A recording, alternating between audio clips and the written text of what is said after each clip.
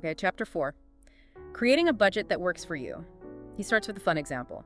Budgeting a road trip to Goa. Estimating fuel, hotels, food, fun. Right, breaking it down to get a total cost estimate. Avoid surprises. Shows the importance of being organized, not overspending.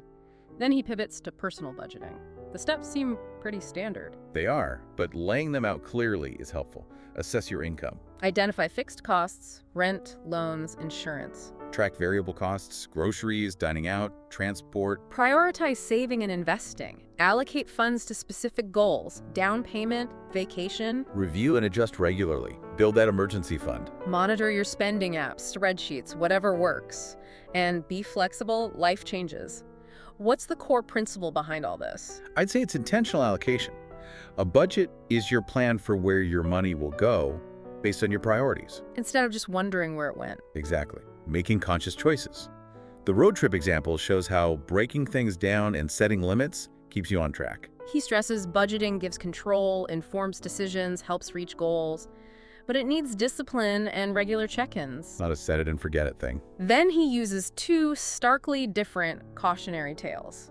First, Lehman Brothers argues poor budgeting and risk assessment played a role in their 2008 collapse. Wow, yeah. High stakes. Second, Ramesh and Sunita, a high-income couple in Delhi, struggled after having twins because they lacked a budget, relied on credit cards, even lost a job later. Shows high income doesn't mean you don't need a budget. Absolutely not. Those examples are powerful because they show budgeting is universal. Lehman Brothers, huge failure at the corporate level. Ramesh and Sunita, relatable family struggles. So it's not just for people struggling financially. Not at all. It's essential for anyone wanting control and long-term stability, regardless of income or scale. It provides peace of mind. Nair then gives a simple budget template. Columns for expense category, budgeted amount, actual spent, and the difference. That difference column is gold Why is that? because it instantly flags where you're off plan. Overspending here, underspending there. It makes your habits concrete, turns abstract spending into numbers you can actually manage, gives you real clarity. Makes sense. So, chapter 4 recap.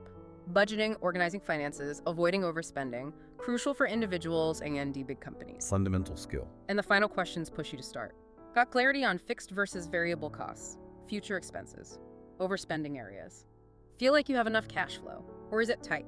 Yeah, they're designed to nudge you from thinking about budgeting to actually starting the process, mapping out your own inflows and outflows.